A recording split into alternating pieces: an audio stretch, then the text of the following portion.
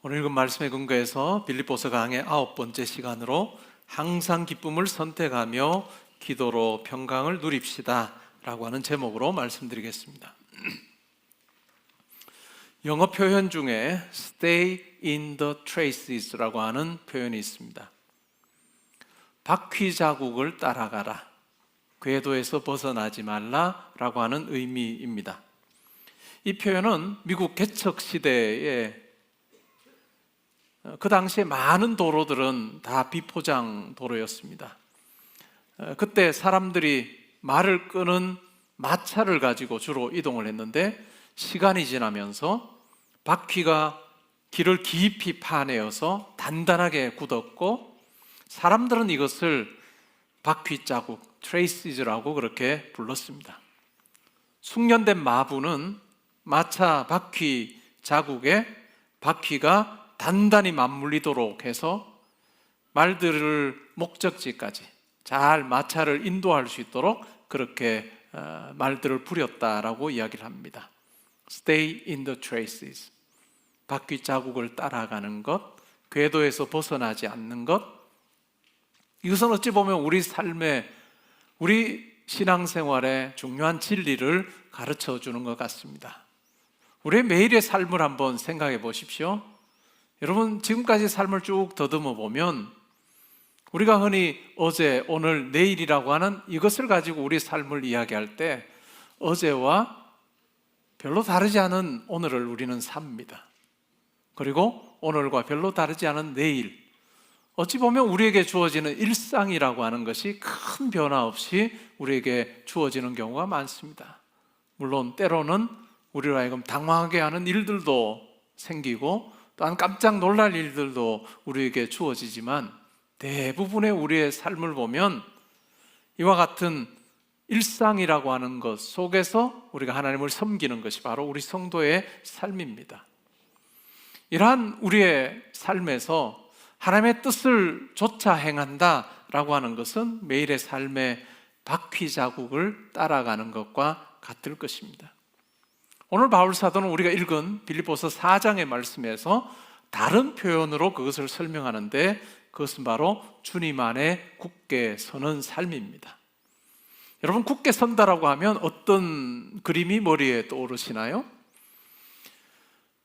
아마 흔들리지 않는 나무를 생각할 수 있을 것입니다. 시냇가에 심겨서 뿌리를 아주 깊이 박아서 물 근원에까지 닿아서 가뭄이 와도 아무런 걱정이 없는, 아주 나무가 튼튼하고 잎이 청청한 그런 나무, 그것이 굳게 선다라고 하는 말이 우리에게 연상시켜주는 그림일 것입니다. 아니면 하나님의 영적인 갑옷을 입고 마귀가 아무리 간계로 우리를 넘어뜨리려고 해도, 유혹해도, 때로는 불화살을 쏘아도 이 영적 갑옷이 우리를 든든히 지켜주는 그러한 모습, 그것이 바로 주 안에서 든든히 선다라고 하는 의미일 것 같습니다. 그런데 오늘 본문을 보면 우리가 흔히 굳게 선다라고 하는 그 말을 가지고 떠올릴 때 우리가 연상하는 그러한 것과는 조금 다른 그러한 상황을 전제로 하고 있습니다. 오늘 본문에 보면 분열과 불안이라고 하는 것을 전제로 주님 안에서 굳게 선다는 것이 어떤 것인지를 우리에게 이야기를 해주고 있습니다. 하나님의 말씀은 결코 우리의 삶과 동떨어져 있지 않습니다. 바울 사도는 우리의 삶을 잘 알고 있습니다. 분열하고 걱정하고 염려하는 것이 일반인 그 같은 우리 삶 가운데서, 그러면 우리가 어떻게 주님 안에 든든히 설 수 있느냐라고 하는 이야기를 해주고 있습니다. 우리가 말씀을 읽을 때는 항상 이 말씀을 내가 지켜야 하는 사람임을 우리는 꼭 인식을 해야 됩니다. 프로야구가 이제 시범 경기가 어제부터 시작이 되었죠. 야구 좋아하시는 분들은 아마 오랫동안 기다렸을 것입니다. 근데 야구 경기를 보면서 야구 경기에서 해설하는 분들이 있습니다. 해설자가 있죠. 우리가 말씀을 우리의 삶에 적용할 때 해설자처럼 해서는 안 될 것입니다. 말씀에서 한 발자국 뒤로 물러서서 그냥 관망하는 선수들이 어떻게 잘하나 보자 관망하는 것이 아니라 우리가 선수가 되어야 됩니다.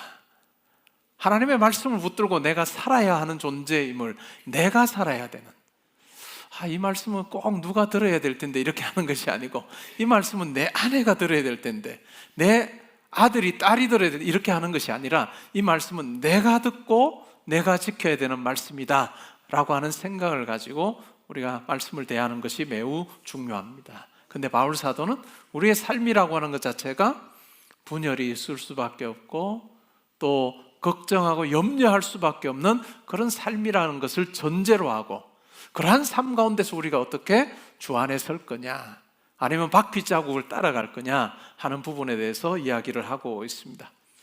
오늘 말씀을 통해서는 주님 안에 굳게 서는 4가지 비결에 대해서 말씀을 드리려고 합니다.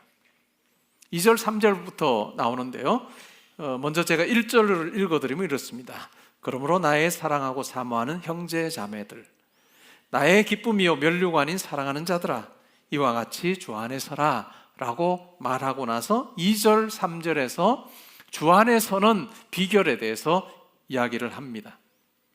2절 3절을 정리해 보면 서로의 차이로 일어날 수 있는 그 다툼과 분열을 잘 해결하라 라는 이야기를 하고 있습니다. 2절 3절 이렇습니다. 내가 유오디아를 권하고 순두개를 권하노니 주 안에서 같은 마음을 품으라. 또 참으로 나와 멍에를 같이 한 내게 구하노니 복음에 나와 함께 힘쓰던 저 여인들을 돕고 또한 글레멘드와 그 외에 나의 동역자들을 도우라. 그 이름들이 생명책에 있느니라 라고 이야기를 합니다. 바울은 빌립보 교회 안에 있었던 어려운 문제에 대해서 지금 이야기를 하고 있습니다. 그것은 바로 빌립보 교회에 아주 중요한 역할을 감당했던 여성 지도자 2사람, 유오디아 그리고 순두개가 어떤 일로 인해서 다툼이 있고 분열이 있었던 것 같습니다. 여러분, 유오디아의 이름의 뜻이 뭘까요? 헬라어에서 유라고 하는 이 접두어는 좋은이라는 뜻입니다. 이 접두어가 그대로 영어에 오게 됐죠. 그래서 유라고 하는 이 영어 또한 좋다라고 하는 의미가 있습니다. 그래서 유오디아라고 하는 것은 좋은 냄새입니다. 향기로운 냄새라고 하는 뜻입니다. 좋은 이름이죠. 그리고 순두개라고 하는 이 이름의 뜻은 친절한입니다. 좋은 냄새를 풍겨야 하고 친절함을 드러내야 되는 이 2사람이 지금 다투고 있습니다. 이 2사람에 대한 묘사, 정확한 묘사는 하고 있지 않습니다. 누군지도 명확하게 이야기하고 있지 않지만, 그러나 바울이 이야기해 주는 것을 보면 참으로 주의 일에 열심을 내었던 사람입니다. 3절에 보면 나와 멍에를 같이 한 내게 구하노니 복음에 나와 함께 힘쓰던 저 여인들을 도와라. 여기서 말하는 나와 멍에를 같이 한 너라고 하는 이 사람이 누군지는 모릅니다. 그런데 이 2 여인에 대해서 이야기하면서는 복음에 나와 함께 힘쓰던 저 여인들이다 라고 이야기를 합니다. 바울의 복음 사역에 참으로 열심을 내었던 유오디아와 순두개였습니다. 그런데 어떤 일인지 모르지만 2사람이 다투게 됐습니다. 분열이 됐습니다.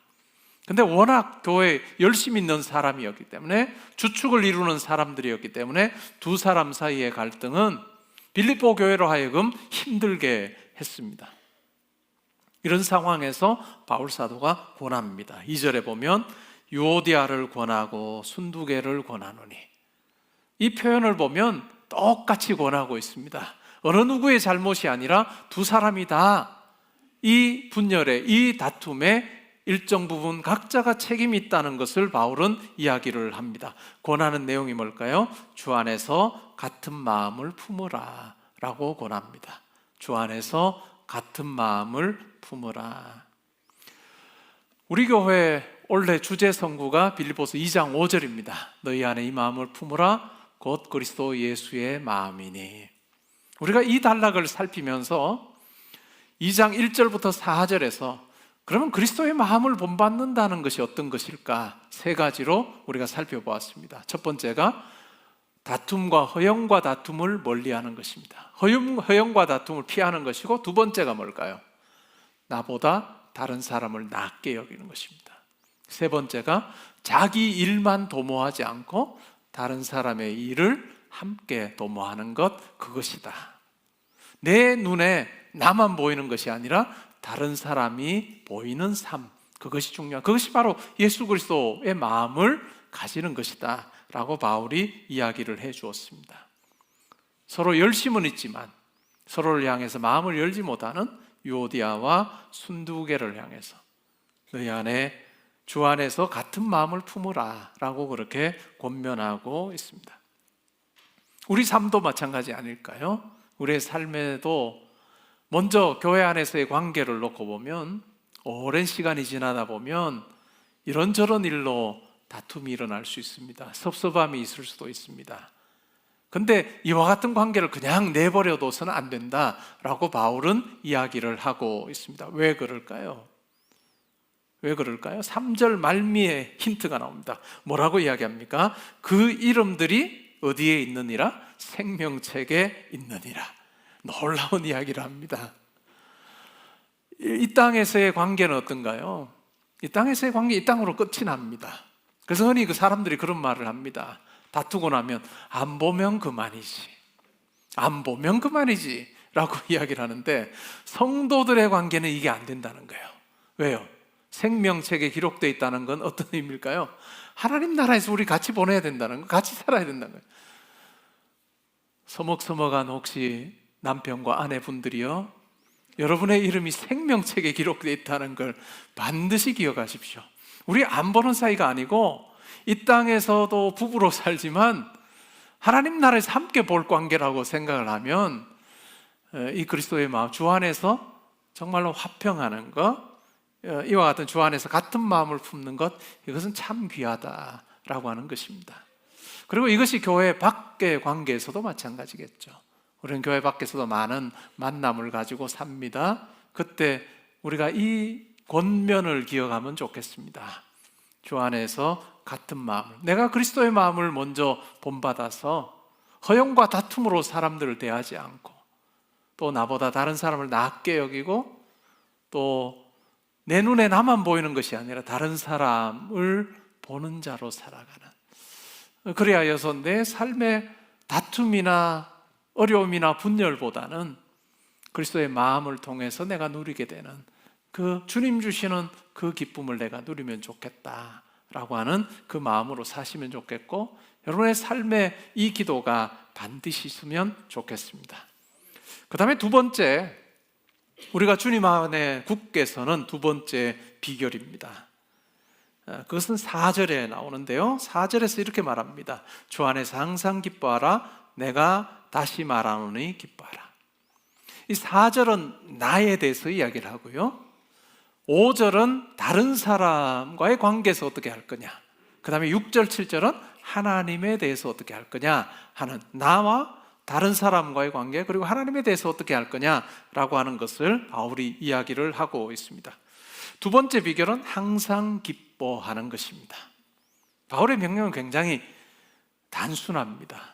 주 안에서 항상 기뻐하라. 내가 다시 말하노니 기뻐하라.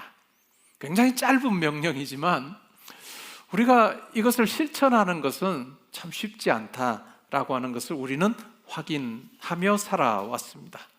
그런데 바울이 말하는 기쁨이 뭘까요? 그냥 어떤 상황에서도 긍정적인 태도를 가지는 겁니까? 힘들 수 있는 상황, 잘할 수 있어, 이걸까요? 아니면 억지로 웃는 걸까요? 그건 아닌 것 같습니다. 너의 마음이 어떻든지 간에 행복한 표정을 지어라, 아니면 긍정적인 면을 찾아보라 라고 하는 것도 아닌 것 같습니다.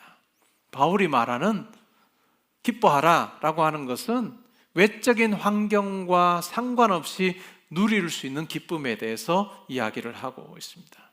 이 기쁨은 우리로부터 주어진 것이 아니라 예수 그리스도 안에서 하나님께서 우리에게 허락하신 그 구원과 그 감격이 가능하게 만들어준다라고 하는 것을 우리는 잘 알고 있습니다. 바울이 4장 4절에서 주 안에서 항상 기뻐하라. 내가 다시 말하노니 기뻐하라. 이것은 성도를 향한 그런 권면만이 아니라 자기 삶에서 이와 같은 삶이 필요함을 바울은 고백하고 있고 자기는 그렇게 살고 있다라고 이야기하는 것입니다. 바울이 이 편지를 쓸 때 어떤 상황이었을까요? 우리가 추정하듯이 로마의 감옥에 있습니다. 감옥이라고 하는 게 쇠창살 있는 감옥은 아니었던 것고 가택연금 상태에 있습니다. 24시간 군사들이 지금 지키고 있고 행동하는 것이 부자유스러운 그 같은 형편에 있었습니다. 그리고 나서 그 감옥에 있는 이유가 뭐냐면 이제 재판을 받기 위한 것인데 재판을 받고 나서 풀려날지 아니면 죽게 될지 확신할 수가 없습니다. 그런 상황에서 지금 바울이 이야기하고 있습니다. 바울은 감옥 생활을 즐긴 것이 아니라 그 안에서 기뻐할 이유를 찾은 것입니다. 우리가 신앙생활하면서 굉장히 중요한 것은 우리가 어떤 상황에서도 내가 기뻐할 이유를 찾는 자로 살고 있느냐 아니냐라는 것이 중요합니다. 많은 사람들이, 때로는 성도님들이 그냥 상황이 주는 기쁨을 가지고 좋아했다가 아니면 힘들어했다가 합니다. 바울은 그렇게 하지 말아라 라고 합니다. 뭐라고 하나요? 어떤 상황에서도 기뻐할 이유를 찾아라 라고 이야기하고 그 이유는 바로 하나님에게 있고 예수 그리스도에게 있다라고 이야기를 하고 있습니다. 여러분들이 잘 아는 빌리 그레함 목사님이 계십니다. 그분은 1918년에 태어나서 2018년에 세상을 하나님 부르심을 받았습니다. 100세가 조금 되기 전에 하나님께서 그를 부르셨습니다. 이 빌리 그레함 목사님이 80세일 때 CNN에서 여러분들이 알고 계시는 레리 킹이라고 하는 이 앵커, 유명한 앵커죠. 이 레리 킹이 이 빌리 그레함 목사님 인터뷰를 했습니다. 그런데 80세였던 이 빌리 그레함 목사님은 여러 차례 어려운 수술을 이미 받으셨습니다. 그리고 80세일 때 파킨슨 병을 앓고 있었습니다. 이 상황을 다 아는 이 레리 킹이 이분은 아주 날카로운 질문을 잘하는 걸로, 안경 이렇게 쓰고 날카로운 질문 잘하는 걸로 유명한 분입니다. 이 빌리 그레함 목사님에게 이렇게 질문을 했습니다. 목사님은 죽음이 두렵지 않습니까? 라고 그렇게 물었습니다. 아주 단도직입적인 질문을 잘하잖아요. 그랬더니 목사님이 이렇게 말했습니다. 저는 죽음이 전혀 두렵지 않습니다. 사실 저는 그날이 빨리 오기를 고대하고 있습니다.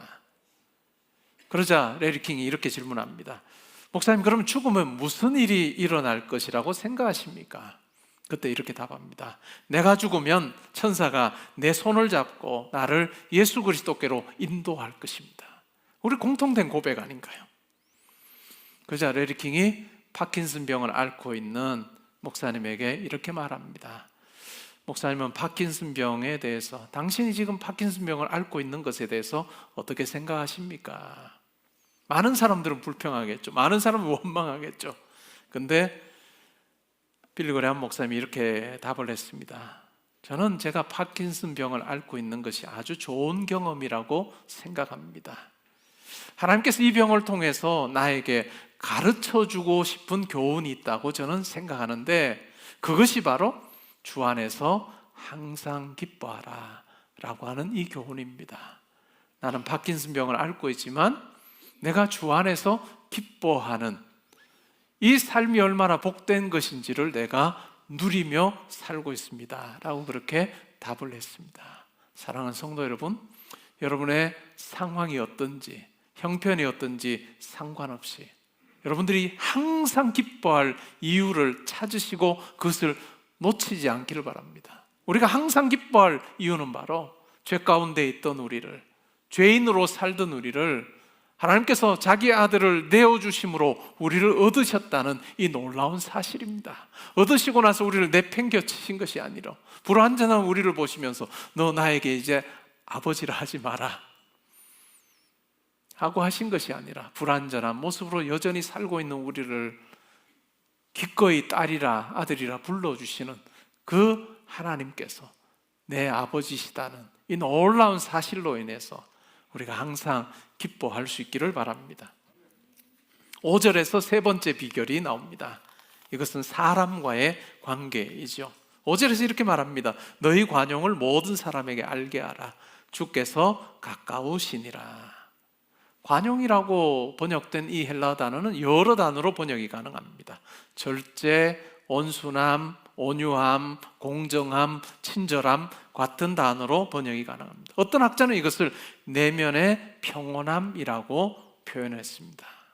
온유함으로 너희 내면의 평온함을 모든 사람에게 알게 하라 라고 그렇게 이야기를 하고 있습니다.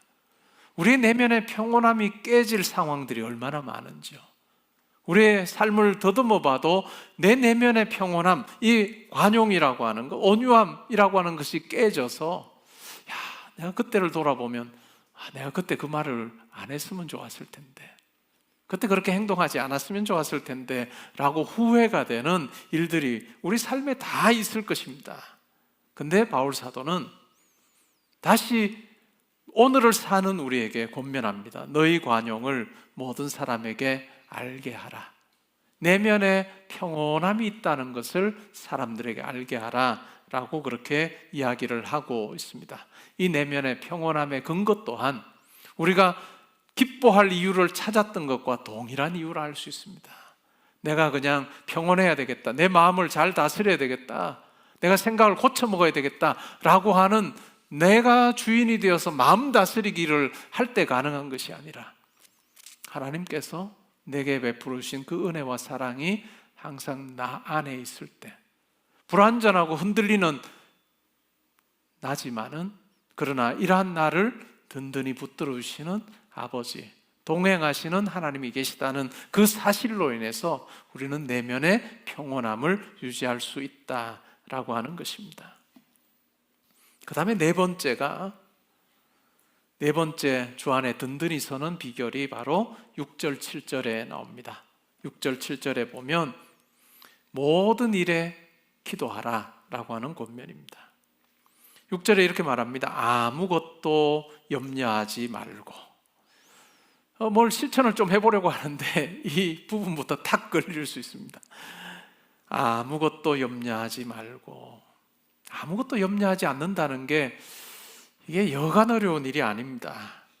정말 이게 가능할까라고 하는 생각마저 들기도 합니다. 근데 우리가 가만히 한번 생각해 볼까요? 염려하는 우리, 염려로부터 완전히 자유로운 사람이 누가 있을까요? 염려하는 사람들을 한번 생각해 보죠. 염려했던 나를 한번 생각해 보십시오. 그때 어떤 상태였습니까? 염려하고 있으면 그때는 내가 이 문제를 해결해야 된다라고 하는 생각이 우리 가운데 굉장히 큽니다. 내가 이 문제 해결해야 된다. 근데 자기를 알아요. 자기가 어떤가요? 너무나도 약하죠. 너무나도 약하고 힘이 없다는 것을 우리는 압니다. 척척척. 다른 사람들은 우리를 향해서 무슨 일이든지 잘하는 사람이다 라고 평가할지 몰라도 나를 가장 잘하는 나는 그렇지 않다는 걸 알아요. 이 일 앞에 내가 속 시원하게 풀 수 있는 능력이 없다는 것을 잘 압니다. 그러다 보니까 염려하는 거죠. 우리가 염려할 때는 하나님께서 이 일 가운데 함께 하신다라고 하는 생각이 우리 가운데 별로 없어요. 우리 삶에 다양한 걱정거리들이 있습니다. 건강, 경제적인 압박, 또 중요한 결정을 내려야 할 때 이게 옳은 결정일지 아닐지 염려가 될 때가 있습니다. 가족의 문제, 결혼 생활의 어려움, 학교나 직장에서의 고민, 많은 염려할 거리들이 우리를 둘러싸고 있습니다. 근데 한번 생각해 보십시오. 이러한 염려하게 하는 이 일에 대한 확실한 게 있을까요? 여러분, 이 일이 여러분을 하여금 염려하게 만들 그 일, 앞으로 어떻게 될지 여러분 알고 계십니까? 모르실 거예요. 그리고 걱정한다고 그것이 바뀔까요? 그렇지 않을 것입니다. 근데 우리는 현재를 살면서 염려라고 하는 것으로 현재 우리의 삶을 방치하고 있는지도 모릅니다. 과거는 이미 지나갔습니다. 미래는 아직 오지 않았고 오늘을 우리가 살면서 우리가 누리고 붙잡을 수 있는 것은 현재밖에 없습니다. 지금 이 순간밖에 없습니다. 그러니 우리가 지금 이 순간을 살면서 염려를 붙잡을 거냐 아니면 기도할 거냐, 이 두 가지 선택 중에서 무엇을 붙잡는 것이 더 유익한지는 너무나도 자명한 것입니다. 여러분, 걱정하면서 기도를 동시에 해본 적 있습니까? 없을 거예요. 걱정하면 기도가 사라집니다. 그런데 신기하게 기도하면 걱정이나 염려 또한 사라지는 거예요. 이 염려와 기도는 물과 불의 관계와 같습니다.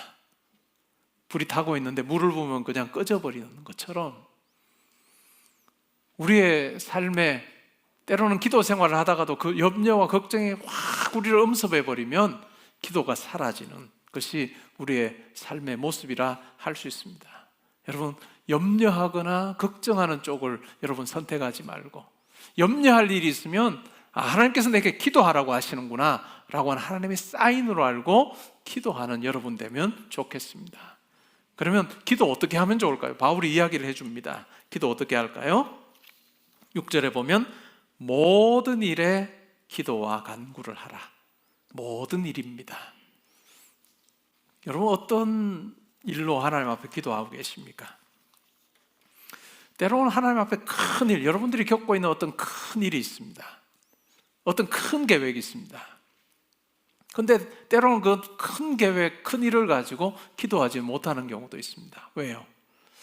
너무 크기 때문에 그래요.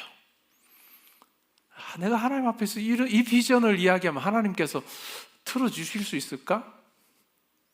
내가 이 큰 걱정, 고민거리를 가지고 하나님 앞에 기도하면 하나님께서 이거 일하실 수 있을까라고 하는 우리 속에 마음이 생길 때가 있는데, 그것은 바로 나 자신이 그 문제를 보기 때문에 그런 거죠.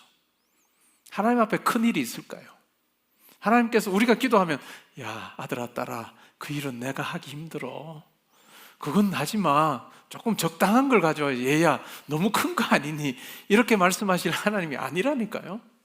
우리에겐 진짜 큰 일이어도 하나님께는 아무 일도 안 해요. 이것을 우리가 믿을 때 우리가 모든 일에 기도할 수 있는 거예요. 모든 일에 기도할 수 있는 하나님과 우리가 얼마나 다른가를 아는 것, 그것이 중요합니다. 그리고 두 번째는 뭘까요? 감사함으로 기도하는 거예요. 여러분, 기도할 때 때로는 여러분들의 상황이 때로는 힘들다 할지라도 여러분 감사함으로 기도하십시오. 감사함의 근거가 뭘까요? 우리가 하나님 앞에 기도할 수 있는 존재로 만들어주셨다는 것 자체가 기본 감사예요. 그래서 우리의 기도는 감사가 항상 전제가 된 기도가 될 수밖에 없습니다. 그 다음에 세 번째가 기대하는 마음으로 기도하라라고 하는 것입니다. 너희 구할 것을 감사함으로 하나님께 아뢰라.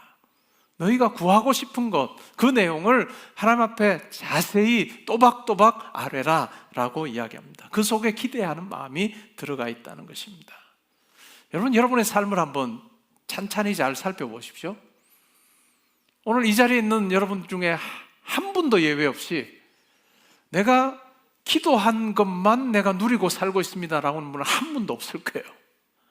우리 삶을 보면 내가 구하지 않은 것까지 하나님께 주신 게 참 많아요.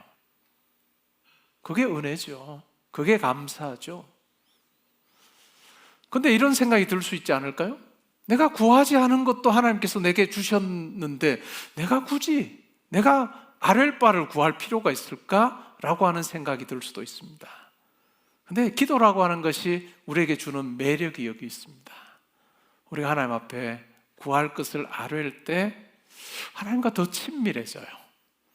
우리가 가족에게, 친구에게 이 일에 대해서 소상히 이야기하면서 더 깊어지는 것처럼 하나님과 우리 관계도 마찬가지예요. 그래서 여러분들이 내가 구하지 않아도 다 주시는 하나님이지만 내가 구할 바를 하나님 앞에 아뢰일 때 하나님께서 우리와 더 가까이 하시고 우리 삶 가운데 개입하신다라고 하는 것을 여러분 분명히 기억하시면 좋겠습니다. 우리가 이렇게 모든 일에 감사함으로 기대하는 마음을 가지고 하나님께 아뢰일 때, 기도할 때 어떤 일이 벌어질까요? 아주 놀라운 이야기를 합니다. 4절, 7절 말씀입니다. 4장 7절 말씀 우리 같이 한번 읽어보겠습니다. 시작. 그리하면 모든 지각에 뛰어난 하나님의 평강이 그리스도 예수 안에서 너희 마음과 생각을 지키시리라. 아멘. 하나님이 어떤 하나님이죠? 모든 지각에 뛰어난 하나님이에요. 우리의 생각과는 비교가 안 되는 하나님이에요. 우리와는 비교가 안 되는 전능하신 하나님이, 전지하신 하나님께서 이 기도 가운데 역사하셔서 하나님의 평강이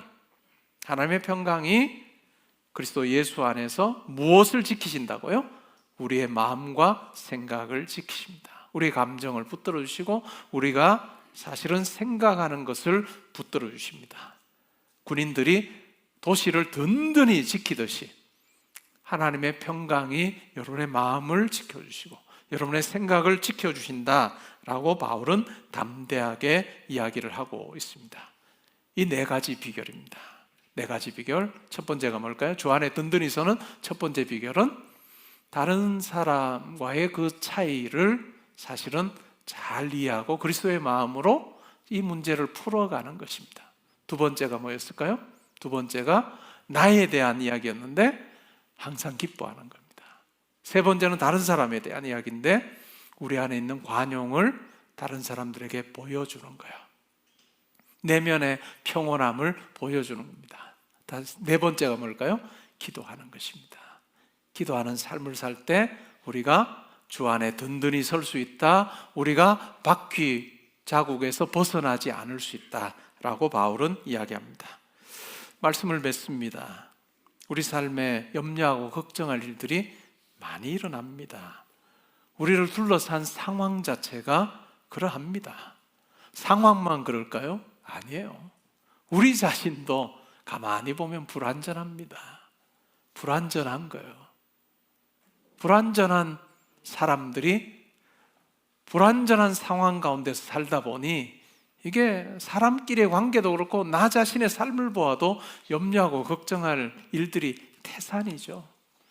그래서 철학자는 하이데거는 그런 이야기를 했습니다. 우리의 삶이라고 하는 것 염려와 걱정이다. 앙스트와 조르게로 사는 삶이다 라고 그렇게 이야기를 했습니다. 그런데 바울은 우리를 향해서 권면합니다. 우리를 둘러싼 환경이 내 자신이 그러하다 할지라도 주 안에 있을 때 든든하다. 그리고 주께서 가까우시기 때문에 든든하다라는 이야기를 하고 있습니다. 우리는 예수를 믿은 이후에도 완전히 예수님처럼 변화된 존재는 아닙니다. 여전히 불완전하고 공사 진행 중인 그러한 우리입니다. 근데 우리가 가진 소망이 있습니다. 이러한 우리를 하나님께서 붙들어주고 계신다는 것, 우리의 기도를 들으시고 우리 가운데 역사하신다는 것뿐만 아니라 우리를 완성하실, 예수 그리스도를 닮아서 온전하게 완성하실 하나님의 계획이 있다는 것, 그것을 기억하는 것입니다. 그것이 바로 주께서 가까우시다라고 하는 말의 의미라 할 수 있습니다. 우리의 인생의 끝은 그냥 마지막 호흡하고 끝나는 삶이 아닙니다. 우리를 다시 빚으셔서 하나님의 형상으로 새롭게 하시고 우리의 육신도 부활의 영광의 몸을 우리로 하여금 가지게 하시는 그 영광스러운 하나님의 계획이 있다는 것 기억하시면 좋겠습니다. 그리고 로마서 8장 35절부터 39절까지의 말씀을 우리가 붙들고 달려가는 것입니다. 우리 같이 한 목소리로 우리가 로마서 8장에 나오는 말씀을 하나님께서 내게 주신 은혜에 대한 내가 고백으로 내가 간직하기 원합니다 하는 마음으로 함께 읽으면 좋겠습니다. 함께 읽습니다. 누가 우리를 끊으리요? 환난이나 곤고나 박해나 기근이나 적신이나 위험이나 칼이랴. 기록된 바 우리가 종일 주를 위하여 죽임을 당하게 되며 도살당할 양같이 여김을 받았다 함과 같으니라. 그러나 이 모든 일에 우리를 사랑하시는 이로 말미암아 우리가 넉넉히 이기느니라. 내가 확신하노니 사망이나 생명이나 천사들이나 권세자들이나 현재일이나 장래일이나 능력이나 높음이나 깊음이나 다른 어떤 피조물이라도 우리를 우리 주 그리스도 예수 안에 있는 하나님의 사랑에서 끊을 수 없으리라. 이 고백하며 주 안에 든든히 서는 우리가 되면 좋겠습니다. 이렇게 살다가 하나님 앞에 섰을 때 따라 아들아 잘했다, 우리를 보시며 칭찬하시는 그 하나님을 만나서 하나님 안에서 영생을 누리는 저와 여러분 되실 수 있기를 주님의 이름으로 축복합니다. 아멘.